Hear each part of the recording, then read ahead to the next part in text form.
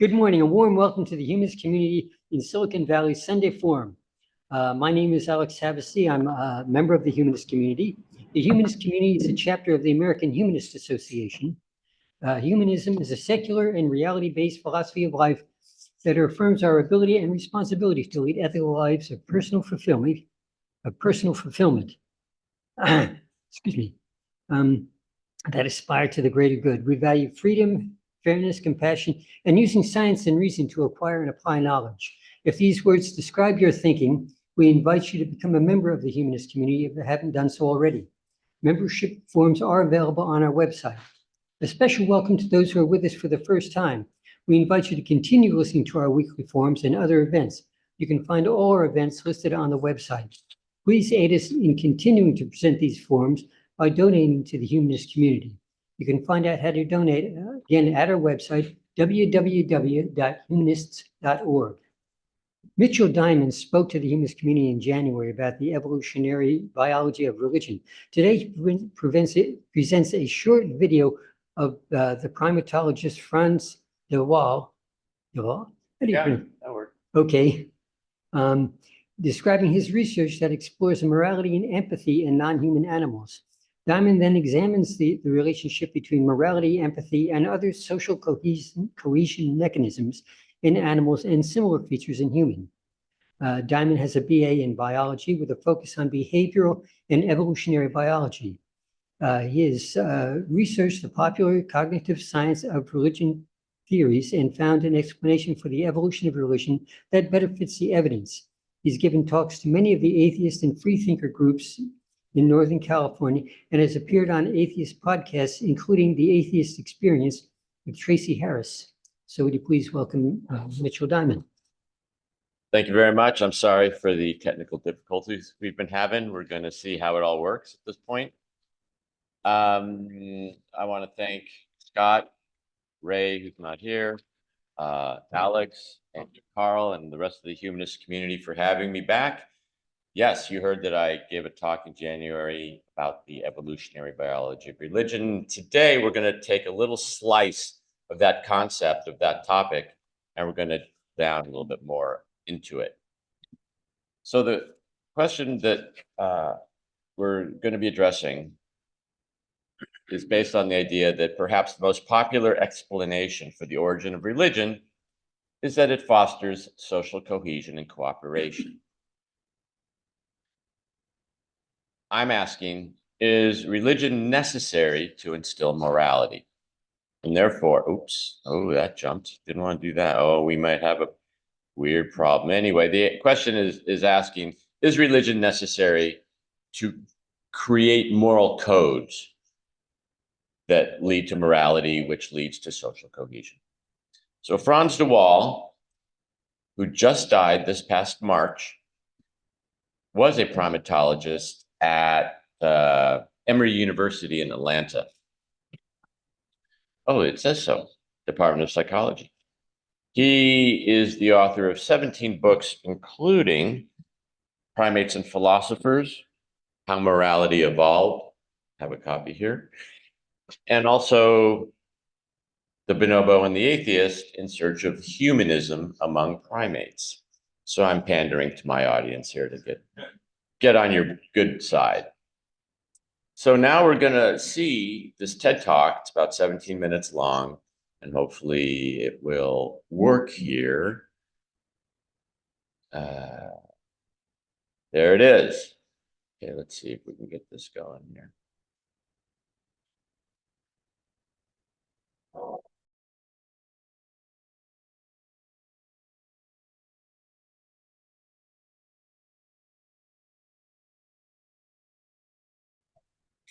Okay, we made it through that. So I think de Waal makes a very convincing argument that animals have the mechanisms that contribute to morality, and even we could say animals have a sense of morality itself. So now what we're going to do is we're going to look at some opinions of academics. One in particular, it's a little hard to tell. I'm going to play you a couple excerpts from Hidden Brain podcast. Don't know if you're familiar with that one. This is from 2019. Oh, sorry. It's like clicking on that black bar, you move to the bottom because your slides are getting blocked. Okay, where? Just click with your, yeah, there you go. Give out one. Is that good enough? Yeah. We'll see how it goes. Anyway, this academic is named Azim Sharif. Come on, do something here. There it is. Professor of psychology at University of British Columbia. And he was interviewed on this podcast. The name of the podcast, or the title for this particular episode, is Where Does Religion Come From? So we're hopefully going to hear the excerpts that I've prepared for that. We'll see how it goes. Innovation. There we go. So for the vast history of our species, This is Azim we speaking. didn't live in large groups. We lived in very small groups of about 50 people, groups that never really got larger than 150. And the reason for that is because from a genetic standpoint, we're only built to be able to cooperate with as many people as we can know well. So when you start having anonymous strangers in groups, when you start having people whose reputation you're unfamiliar with, what that means is that people can free ride on the group, they can cheat on the group with impunity. And when you start having large groups of free riders and cheaters in a group, it can't sustain itself. You need a level of cooperation between people in the group for it to act and to work harmoniously. And so it was only in the last 12,000 years that we started getting groups that bubbled up from beyond 100, 150 people to 1,000, 10,000 people.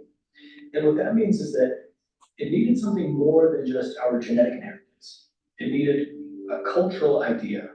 It needed a cultural innovation to allow us to succeed in these larger groups. And so one of the things that me and my colleagues have been arguing is that religion was one of these cultural innovations. Okay, so he's saying that he mentioned this 12,000 year time period, which is generally where we believe the agricultural revolution began, which having enough food allowed the cultures, the societies to grow larger so that people didn't know each other personally, didn't have relationships with each other necessarily, so that they needed some kind of additional moral compunction, which is, he's saying it's religion that did this.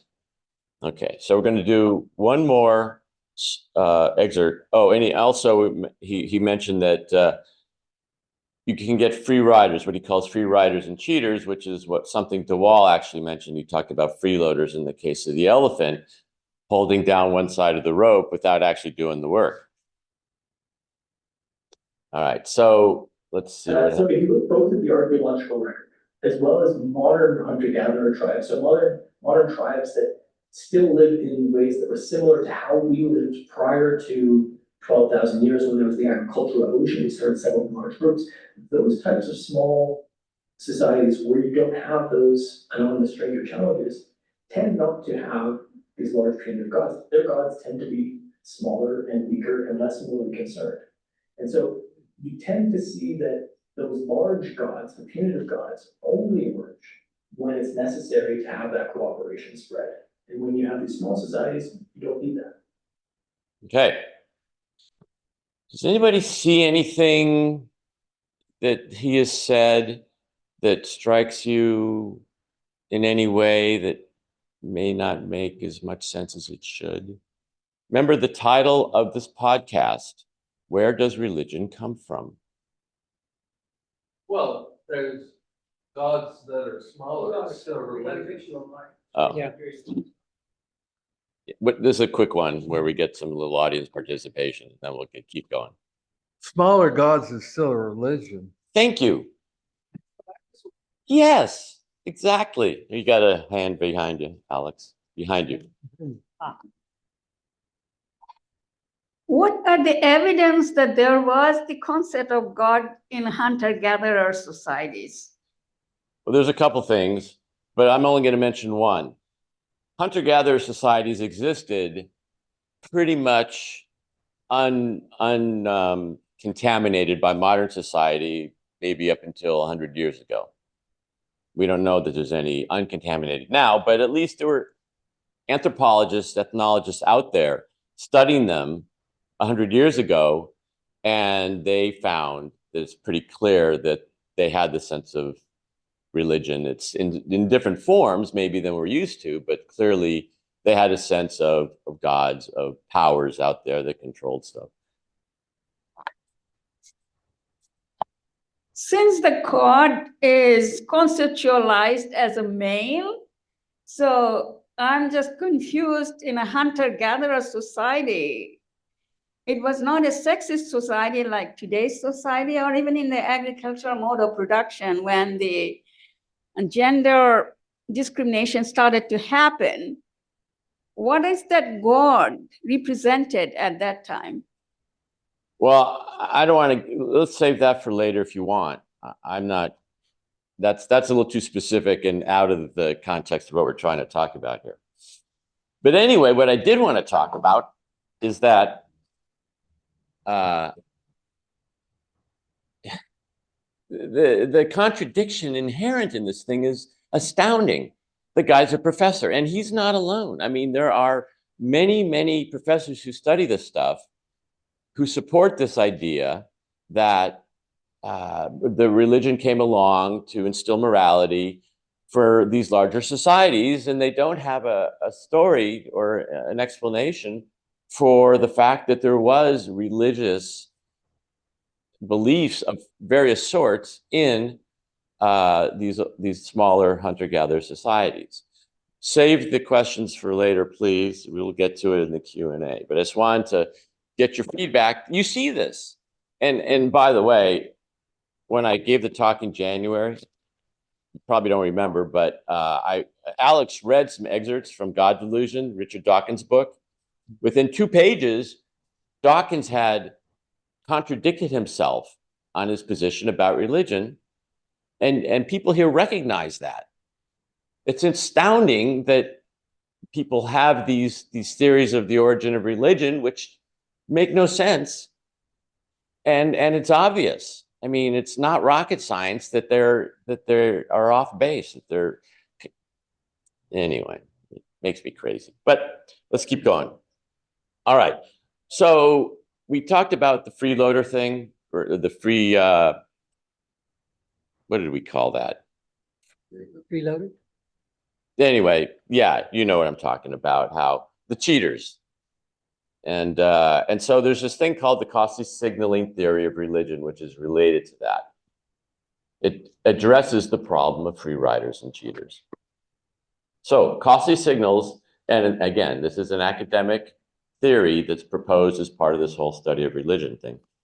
Costly signals are hard to fake signs of commitment, engaging in time and resource taxing rituals, especially sacrifice. Examples are celibacy, fasting, scarification, where they make marks on the body, typically that identifies them within their little culture, acts of devotion, etc.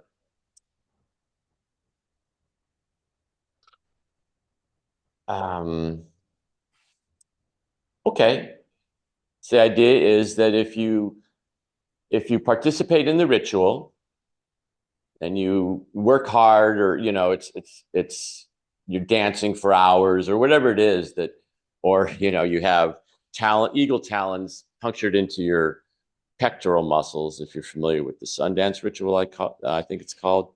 They made a movie out of that. Obviously in showing your devotion or your alliance with the group that you're in. Sharif said in that same podcast that we were listening to, extreme rituals exist because they have this impact on our psychology that allow groups to cohere around each other. So he's saying rituals function, especially extreme rituals, to create social cohesion and cooperation. Well, yeah, he says that, but he really never explains. Well, let's keep going. We'll get into this more. Okay, so I'm going to talk now about the problems with this theory. Costly signaling works at many levels. For instance, patriotism, sports fans, school cliques. We all know, you go to the game, you all wear the team colors, everybody's rah-rah rooting to win, and you have this connection with people, strangers, because yeah, we're all on the same team. School cliques, the jocks, the nerds, the theater and music people, we all were there at one time. Goths, I don't remember goths when I was in high school, but they all wear black. But the point is they all sort of share the same clothing style, and they have their own lingo, but the point is it transcends religion. This is the way people associate with each other. And in societies, one of my favorite movies is Lawrence of Arabia. I'll give you a quick story. Probably don't remember, but at one point, Lawrence, the Englishman, is given the robes of a Bedouin tribe, sort of as a gift for his, and he sort of puts it on. He's out all by himself out in the desert, prancing around in his new robes. And suddenly this kid basically on a horse comes down with a rifle and points it at him, and Lawrence does this. And then his father, who is Anthony Quinn, comes down following him and says, "Who is this person?" He says, "It's an Englishman." He says, "What robes is this person wearing?" And the kid identifies, based on the pattern of the robes, which tribe, which Bedouin tribe that comes from. All cultures do this. They all, whether it's the clothes they wear, the behaviors, the tattoos they put on themselves, humans identify themselves based on these cultural signals. It's not religious necessarily. It's not hard to fake this costly signaling, these participation in rituals.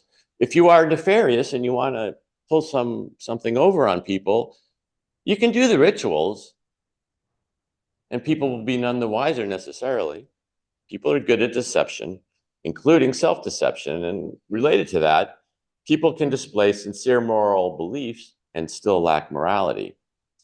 The best example that I can speak to in this crowd is the red hat wearing people. They believe themselves to be moral people. You know who I'm talking about, right? Yes, you do. Prosperity gospel is actually worse. Yes, well, I'm only mentioning them as an example. We can certainly go down a rat hole on that, but we're not going to. Signaling theory ignores internal psychological effects during ritual or religious experience, i.e., example, altered states of consciousness. So in religious ritual, altered states of consciousness is a very common result of the experience of ritual. And so just like that quote we had from Sharif, where he says extreme rituals lead to social coherence, the same thing is, he jumps from saying the ritual leads to social coherence, but he ignores what happens psychologically to the person participating in the ritual. And he just skips all that and goes right to social cohesion. Well, when you're in an altered state of consciousness, there's a lot going on that needs to be addressed first before you can decide what the function of that altered state of consciousness is doing for you and for your society. And by the way, there's a lot more going on than just social cohesion, if that is indeed what's going on. All right, so when religion leads to morality and social cohesion, we're just going to sort of review where we've gone. So if you are religious, or if you're an academic who believes that religion leads to morality, doctrine and religious ritual provide the guidance or instruction for moral behavior, and moral behavior results in more social cohesion. So just religion goes to morality, goes to social cohesion. That's their point of view. If you take an evolutionary viewpoint, and by the way, these people like Sharif and these other academics, they say that they're giving you an evolutionary explanation, but they're not. He called it a cultural innovation earlier in his talk. culture is not biological evolution. There's an aspect to it, but they just, again, skip over that. And so, but they will tell you it's Darwinian selection happening, and it's nonsense. Okay. Oops, I was going the wrong way. Let's go back. Okay, the evolutionary viewpoint. Humans inherited the morality and other social cohesion mechanisms from our primate ancestors. So the function of religion cannot be to generate morality and empathy for social cohesion, because we already had it. We already acquired it through biological evolution from our primate ancestors. Or at least, if you're going to make the case that religion was necessary for morality, you need to say why in terms of the hunter-gatherers. Long before we got to the agricultural revolution, when we started to have indications of having a religious experience or religious sense. And they don't make that argument. They don't address it. Religion and its rituals are cultural elaborations of innate moral cooperative predispositions, not a cultural innovation. So, how do I want to say this? If you observe religious rituals, it certainly does look like they do increase cooperation and social cohesion. I mean, it's hard to deny that there's a relationship there. So, but if we inherited our morality and other social cohesion mechanisms, empathy, altruism, dominance hierarchy, territoriality, you need to say, what's that relationship between religion and social cohesion? Well, what I'm saying is it's sort of backwards. We're going to start with morality that we inherited, and which leads directly to social cohesion without religion.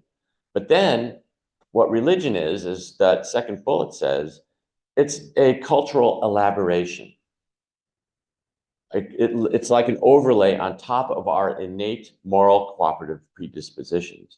And I have a double-headed arrow there because it's like a positive feedback loop. You have the cultural, or I should say, the religious rituals, which reinforce the social cohesion that's already there from our inherited morality. And it goes back and forth. So that's it. That's my story. And now, thank you very much. This is the actual explanation for why we have religion, which I talked about last time. But we're not going to get into it too much this time. So thank you. Let's have some Q&A. And thank you for your patience with the technical difficulty. Yeah, let's kill it. Okay. Sure. Yes. So my name is it on? Yep. My name is Ken Martin. So the question of the formation or evolution or historical innovation of religion may be too broad.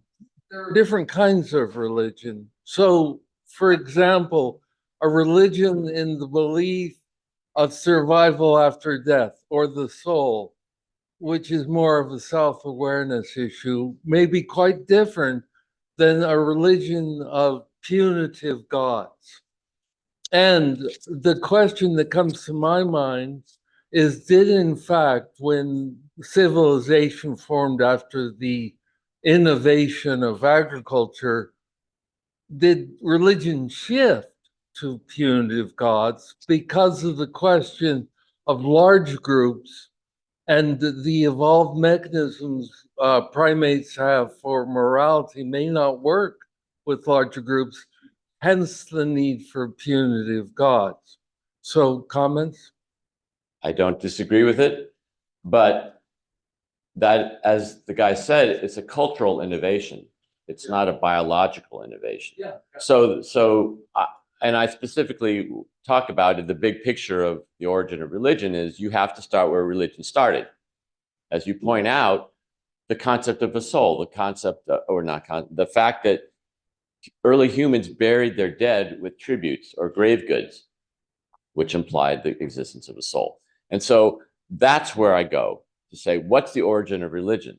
A lot has happened since then, including what you talk about, which is the agricultural revolution, what Sharif talked about, all these cultural overlays. So we have Christianity and Islam and all these things, which can be punishing God religions. But then there's Buddhism and there's Hinduism. There's all these different kinds of approaches. But what's religion at its most core, its most essential aspect, if you strip away all those cultural overlays? We don't have time to get into all those details, but that's how I answer your question, which is I focus on the origin of religion, going back to the beginning. Chip, You used cultural innovation or as the arrival of religions. May I suggest That was what Sharif said. Sharif That was said. his words. cultural, may I suggest cultural simplification? We have a control network over a larger group than they are, they don't have social cohesion. Everyone goes out to pick the rice or the wheat or whatever. When you get freeloaders and guys that hide when the work is there, I agree that is the impetus for punishing God, but as a control mechanism, I'm in charge because I'm God. Just as an administrative detail, religion adds a simplification. And I wonder if that may have, because when we found ourselves in the first huge city, there were no cultural mechanisms in place for that function. I'm not sure. Again, I don't look at post agricultural revolution so much. Yes, that would be fine, I guess. I'm not sure. We'd have to talk about that more because you're presenting something that I haven't really thought about in that way, as a simplification rather than as an innovation. So I'm not sure how to answer that. okay, excuse me. If we say Christianity or Islam or any of those, we're already way past agricultural revolution. So we have to go back to things that are much older and there's not a lot of evidence left. But maybe the hunter-gatherer churches. Yeah, offline about. Okay, Oded, you've got your hand, you had your hand up for a while. Oded, you muted. Okay, I have some question about the monkeys. Does the monkeys in the experiment live with the parents and learn some habits from the parents, or may learn some habits from the other monkeys, or they are kind of virgin that never, all this moral behavior was in the gene? That means, is it the gene, the effect, or is the education? Is it genetic or? They don't distinguish. Right. So Human education is more important sometimes than the gene. So what about the monkeys? I don't know.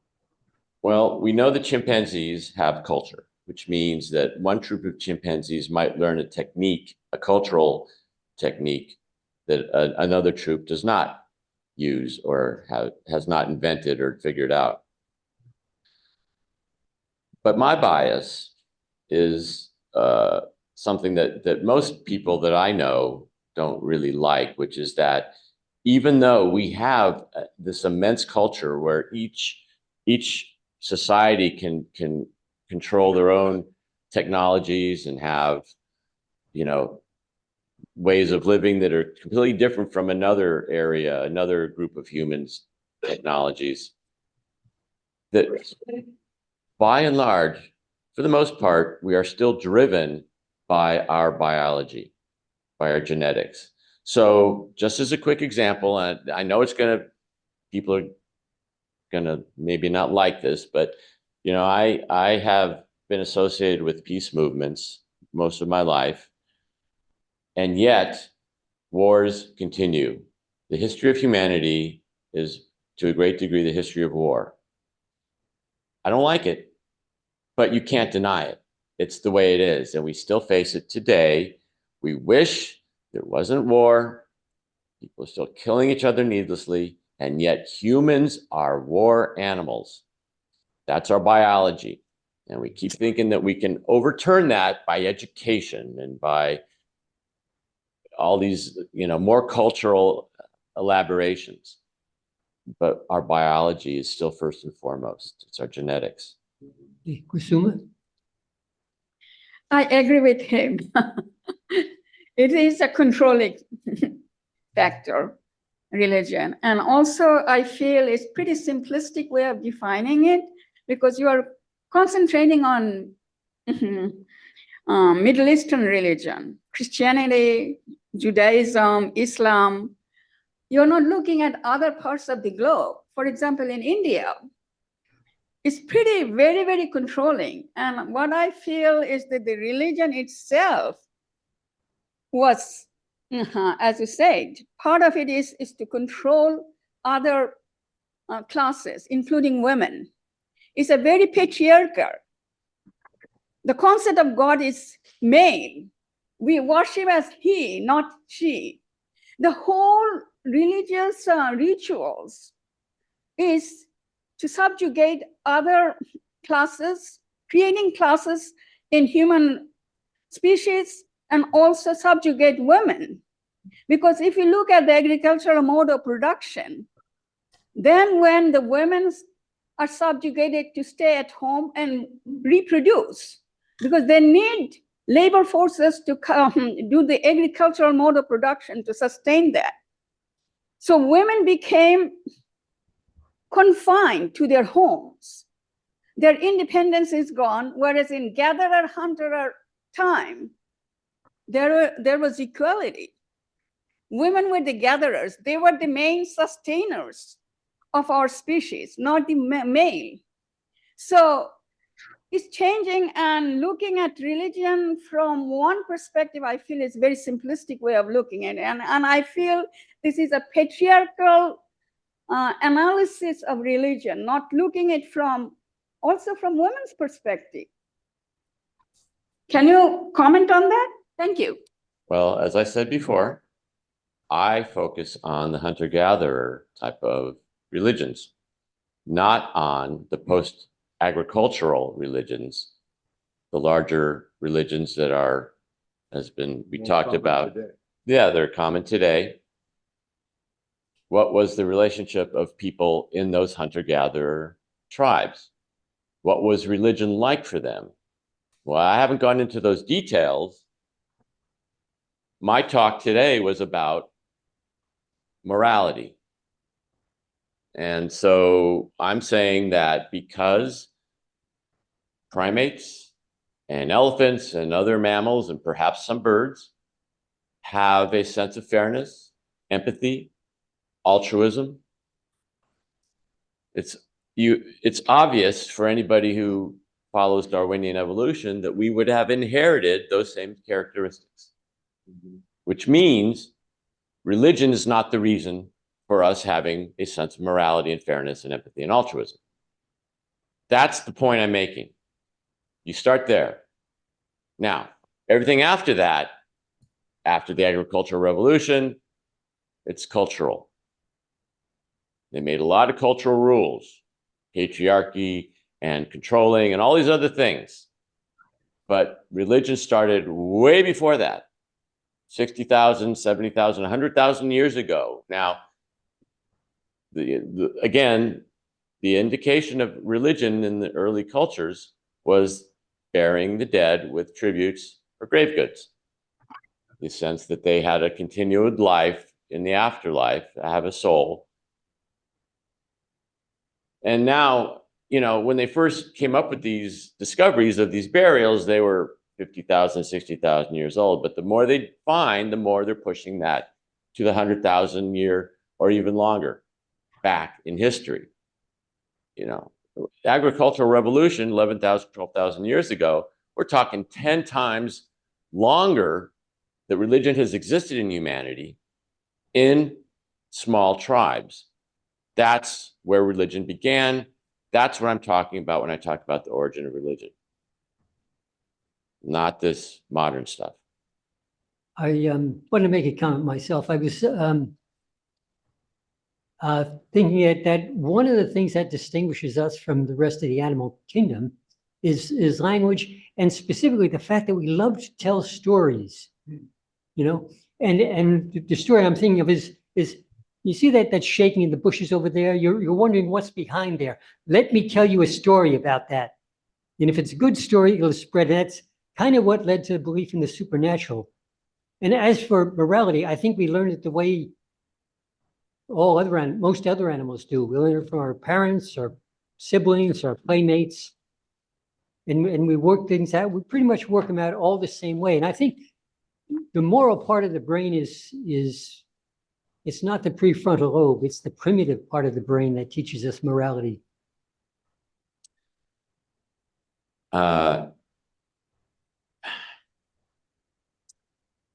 What did you said something? Gosh, you know, you said something that really caught me, and then I forgot what it was. Let me tell you a story about that thing behind the bushes there. Yeah, I like that one. Okay, well, they call that hyperactive agency detection.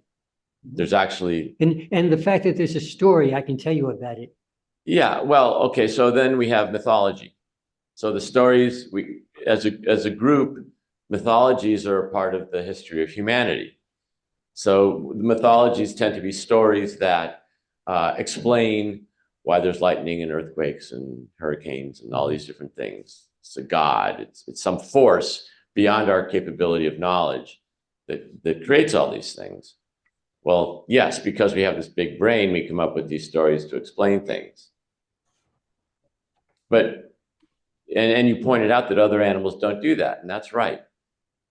Now, other animals do have a modicum of language, actually, but it's so small in relation to what our capabilities are, so it's almost not even worth talking about.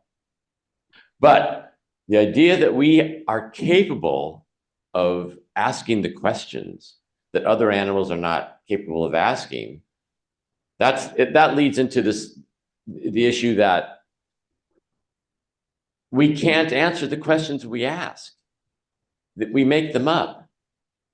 And a lot of the cognitive power that we evolved to ask questions, to be able to create all these marvelous technologies, comes with a big price. We actually have a lot of anxiety and a lot of doubt and a lot of self-criticism. There's a big flip side, and that's really where religion comes in. And again, I wasn't going to get into that. We can talk about that offline, but that's what religion is really for, is to compensate for the downsides of our big consciousness. That's where it starts. Yeah, There's two people there. I see them. I wanted to get my comment in though. Three people. You're next and then after. Yeah, so Michael. Can you hear me? Yes. Okay. So I understand that our morality has biological roots, but this is mostly the tribal morality. So we have this strong tribal morality, maybe not so strong as some other animals, but anyway, to what we consider our tribe. Now, the religions probably attempted to invent some abstractions that would allow to expand this, or maybe to redefine our tribes, so to make them bigger, like all people who believe in the same God. And probably it did not work quite well, but maybe to some degree it helped. But now in so interconnected world as what we have now, we probably need some sort of universal morality that would apply to all people. But we don't have a world religion, and probably we are not going to. At some point, I hope that maybe humanism, wide adoption of humanist ideas would be a way to this universal morality. But so far, it did not happen.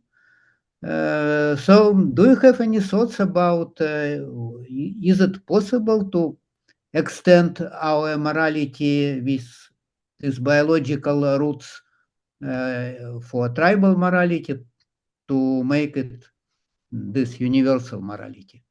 Or is it just not possible? So as you mentioned, we still have wars, but we cannot, we should not. It's insane in our world to have wars. But is there any way to overcome it, these tribal boundaries? I don't see a way out, as much as it pains me to say so. Again, I was in the peace movement. I was raised a very liberal person who believed that we could work our way through these things, and we could have peace, and we could stop racism, and we could stop sexism. And then at a fairly young age, I read a couple books, including The Territorial Imperative, which I believe your book club is reading. And I read The Naked Ape by Desmond Morris.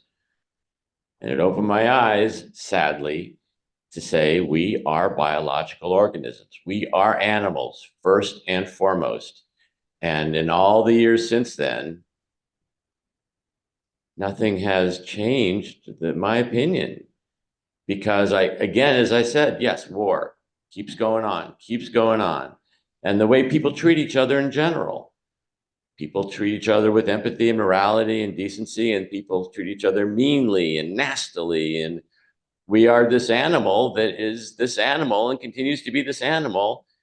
And I have not seen anything that gives me any belief that our biology is flexible enough. And why should it be? Because we come from other animals, we evolved from other animals, and they are very, very narrow in their behavioral range. And so we would like to believe, our big brain tells us that we have the flexibility and the power and control to do these other things. And yet I have not seen the evidence that that is possible. Dana? Dana? Unmute. Hi. Yeah, I'd like to thank Masuma for her comments. And I personally, in my humble opinion, I agree with the speaker that we are fundamentally animals. However, we are animals with large brains, and women have always been the managers of the home and the group, and the ones that are having all the babies and all the children to take care of. And so this is my theory, having been a sandbox mom many times, is that women came up with these ideas about morality, like, you know, Bobby, you should not hit Jimmy on the head with a stone. And Nancy, you should share your food with your brothers and sisters, because they needed to manage the family group and resources. And so they taught these precepts that all mothers usually teach their children in order so that the family can survive and get along. And so I feel that fundamentally religion came from women. Thank you. I don't think so. Well, yeah. We have a difference of opinion in the audience here in Mountain View, but in any case, I'm just going to mention a book I read some time ago. It's called NISA, N-I-S-A. It was an anthropologist who interviewed a San woman. S-A-N is a culture in Namibia. It's one of the earliest known cultures. And they were in the transition between being hunter-gatherers and interacting with more modern societies in Namibia. So this book was published, I'm guessing 30 years ago. But it was wonderful. It was a wonderful book because this is a woman anthropologist who got to be fairly close to this woman, Nisa. Oftentimes, when anthropologists go study these cultures, people are reticent to tell them what's really going on, to really open up. But this woman, Nisa, seemed to be very forthright, very forthcoming about the relationship. She talked about her 3 husbands. She talked about, in a very, not a lot of detail, but she talked about her sex life with her husbands.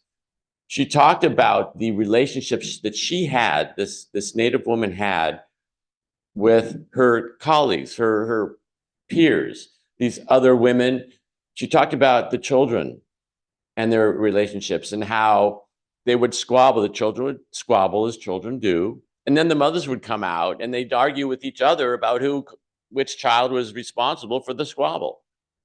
The wonderful thing about it was that this hunter-gatherer society was a lot like all societies. We have this idealized view or image that the hunter-gatherer societies had this kind of idyllic life.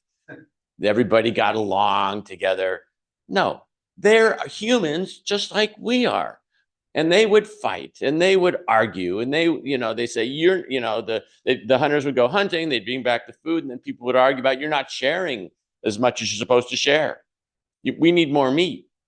It's all the same stuff. And so, she had 3 husbands because her first, who she really loved, died. And then she had these 2 other guys come along and she didn't really like them that much, but and in that society, to be married was basically just to say, okay, we're living in the same hut. And when she didn't want to be married to these guys, kicked them out, and that was all there was to it. But they had the same arguments and conflicts that the women would go gathering, and they would joke with each other about the sex prowess of the men in their lives. They would make jokes. It was fabulous because I identified with the way they lived. The difference was that they died of respiratory diseases and other diseases that we have antibiotics for. Her first husband died. Her children died that they wouldn't have died if they were in this society. But in most other ways, they lived, the social life was exactly like our social life. Masuma? Yeah, thank you, Dana. A good comment. And also what I feel, all these innate behaviors that we talk about, quote unquote, morality, these behavioral patterns, including jealousy, hatred, fear, all this stuff are hard-coded in our brain for our survival. And women species, female species, being the reproducing entity, they have to take care of their species. And instead of calling hunter-gatherer, I would say gatherer-hunter. How many times a hunter hunted? Is the gatherer who sustained, and who are the women who sustained the society, even in that gatherer-hunter time period. It's only when agricultural mode of production came about that the women got confined to reproduce. So they have enough manpower or women power or labor forces to do the agricultural mode to sustain the agricultural mode of production. So this, I would not even call moral behaviors. These are behaviors across all mammalian species, and also claiming that humans only have consciousness. I also disagree. It's our inability, our lack of knowledge so far, because only recently we have started to recognize that a lot of mammalian species have also consciousness. So how can you explain that? Well, we're not going to get into consciousness because that's a huge story. And I have some thoughts. Maybe I'll come back sometime. We can talk about consciousness. But in terms of hunter-gatherers, now there are some academics who have written books saying that women were hunters as well in the hunter-gatherer societies. It's not quite as defined in the roles that women were just gatherers and the men were just hunters. And it probably depended a lot on which culture you're looking at. Some of them, they may be a very strict definitions of roles, and in others, maybe not so much. One of the things we see, and I don't really have any good evidence for this, but we believe that such things as homosexuality have existed for a very long time in humans. And in fact, biologists are showing homosexual behavior in lots and lots of animals. Again, a very recent thing where we never saw that before. In animals, maybe it doesn't have to do with attraction, or maybe it does. We don't really know. Sometimes it has to do with dominance behavior. So, but what's it like in hunter-gatherer societies where maybe some of the males did not want to be hunters, or they did not want to engage in warfare, and maybe some of the women did want to do those things? We don't really know that much, but again, the little bit of ethnography that we have from these various cultures, sometimes they suggest that maybe those cultures are very egalitarian and open and allowing people to express themselves in their own way without having to be defined strictly to certain roles or tasks. So, yeah. Okay, I think we're going to have to cut it off about now. Thanks very much, Mitra. It's been a great talk, a lot of good conversation. Thank you.